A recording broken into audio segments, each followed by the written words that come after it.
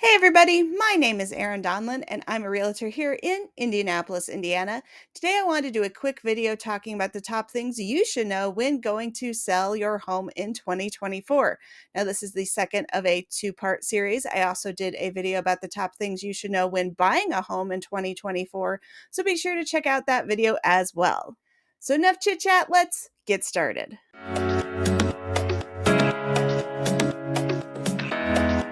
Now, before I dive into the top things you need to know when selling in 2024, I did want to take a moment and address some changes that are going on in the real estate industry. Now, you may have seen several headlines over the last few weeks about how commissions are changing, and this is stemmed from a proposed settlement by the National Association of Realtors to settle several outstanding class action lawsuits.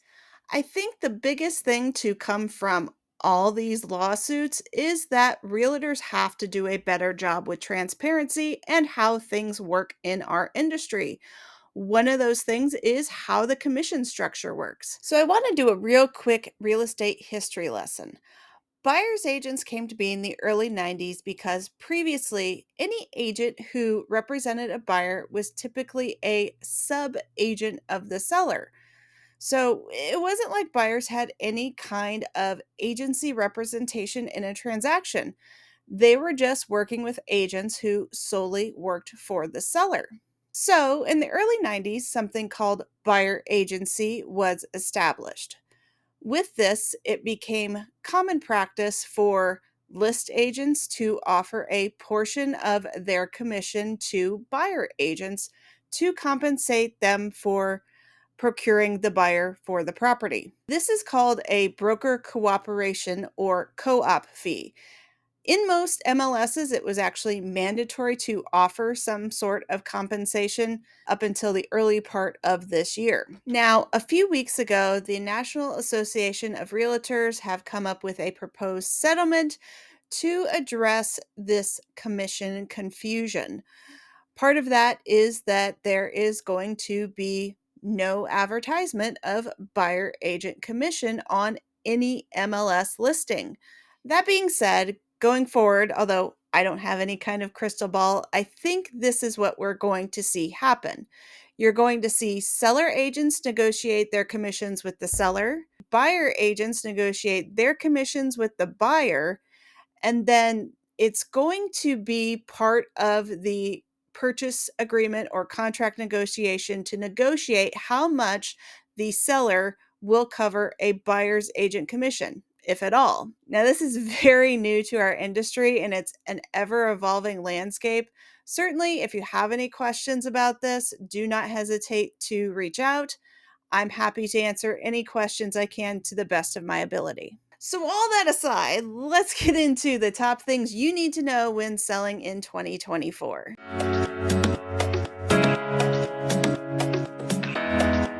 As I said in my Buying in 2024 video, the real estate market is a true market.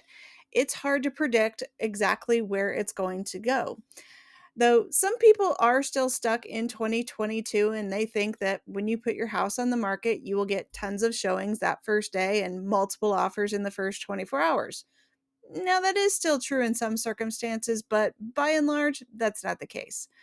We are still in a very strong seller's market with inventory being lower than the 6 months that is said to need to be a balanced market. And actually, I saw somewhere I think they've now changed that to 4 months. Either way, we are still far away from being a balanced market. That being said, because interest rates have continued to hover around 7%, we do see fewer buyers in the market. And I will tell you, the buyers that are seriously looking right now can be a little picky. So I think you just have to be realistic with what to expect when your house goes on the market and understand this is a process.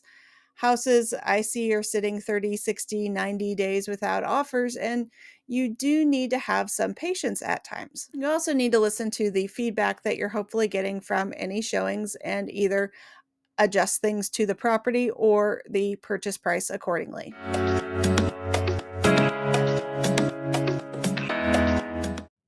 I have sold many different kinds of homes all over the city, and I think it is always important to set expectations for an offer up front. Let's say you're not willing to entertain any kind of repairs based on inspection. I think it makes sense then to set that expectation up front versus getting a buyer under contract, having them come back after an inspection, requesting a lot of repairs, and then deciding you're not going to do those repairs. I also see listings offering like $5,000 in flooring credits for a reasonable offer. Why not just go ahead and invest that $5,000 and make the home look great when going on the market? Now, I understand it can be tricky to invest in a home you're no longer attached to, but I've seen it time and time again that these homes that are offering credits versus ones that are actually doing the work typically sit on the market longer and sell for less than the homes that go ahead and do the work. And that actually brings me to my next point.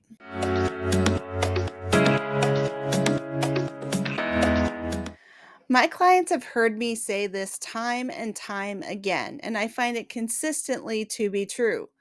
The party that does the work is the one that's going to see the benefit.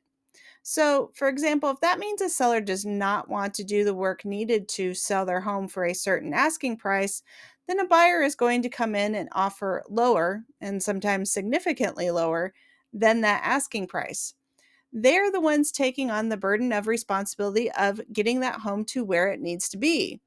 I've talked to many sellers telling me that their home is worth a certain number, but if that home needs repairs or update, then in the buyer's eyes, that value is diminished. I did a video not too long ago about how to avoid a big repair bill when you go to sell, and I'm going to link that video down below.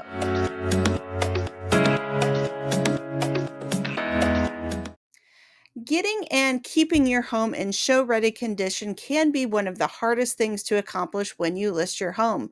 Requests for showings can come quickly, and you may not have a lot of time to get your home ready for these showings. I have this great checklist as part of my seller presentation that gives you a list of items that can be done very quickly for a showing, and then a longer list of items just to maintain and keep on top of as you have time. Again, everyone understands that you're human and that you are living in the home. Things happen, but these are just best practices for when you are listing your home.